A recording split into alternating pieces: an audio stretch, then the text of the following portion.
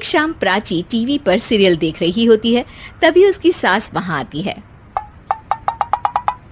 अरे सीरियल में तो ऐसे मग्न है जैसे आज रात का खाना पड़ोसी आकर बनाएंगे। मुझे पता ही नहीं था आपने अपने बेटे की शादी पड़ोस में भी की हुई है। हैं? मतलब? मतलब इस घर में सारा काम बहू ही करती है, आप तो सिर्फ खर्राटे मारती हैं। अच्छा जी, फिलहाल तो तुम आराम फरमा रही हो, चलो जाओ, ये मेरे टीवी देखने का समय है। आहा, इसीलिए मुझे भगाया जा रहा है।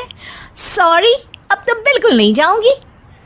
प्राची की इस बात पर दोनों सास बहू के बीच टीवी रिमोट के पीछे बच्चों जैसे छीना झपटी शुरू हो जाती है, जिसके बीच श्लोक भी काम से घर वापस आ जाता है।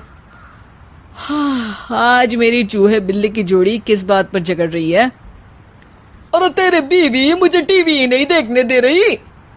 अरे तुम्हारी मम्मी मुझे खाना बनाने के लिए फोर्स कर रही है। अरे वाह, ऐसे बेतुके रीजन पर तो बच्चे भी झगड़ा नहीं करते। अरे मुझे कुछ मत बोल, सब इसने ही शुरू किया है।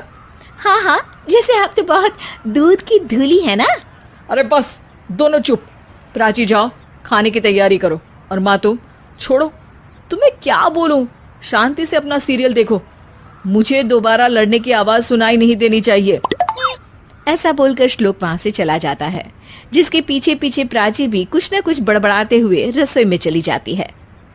हाँ हाँ, सासू जी को तो कुछ बोलेंगे ही नहीं, बस मुझ पर ही हुक्म चलता है, खाना बनाओ, जैसे मैं इनके घर में खाना बनाने के लिए आई हूँ। इसी तरह शाम बीतती है और रात को श्लोक और प्राची की सास खाना खाकर सोने चले जाते हैं, लेकिन प्राची गुस्से में कुछ खाए बिना काम में ही लगी रहती है।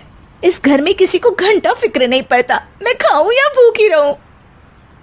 प्राची कुछ देर के लिए रसोई से बाहर जाती है और जैसे ही वापस आती है तो वहां दूध का भरा ग्लास देखकर हैरान रह जाती है।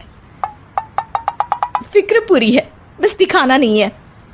प्राची दूध पीकर सोने चली जाती है और अगली सुबह एक बार फिर सास बहू का कार्टून नेटवर्क स्टार्ट हो जाता है। ये तुमने ही किया है। अरे अजीब जबरदस्ती है, मैं बोल रही हूँ मैंने कुछ नहीं किया। दोनों ने मिलकर पूरे घर को पागल खाना बनाया हुआ है। यहाँ कोई नॉर्मल इंसान तो रह ही नहीं सकता, इसीलिए अब पड़ोसी क्या रिश्तेदार भी घर आने से कतराते हैं। और सुन बेटे, तू भी चंगा, तेरी माँ भी चंगी, तेरी बीवी भी चंगी, रिश्तेदार। हाँ जी, आपको नहीं पता क्या, गंगाधर ही शक्तिमान है, रिश्तेदार ही। हाँ हाँ, बस समझ गया। कभी जानवरों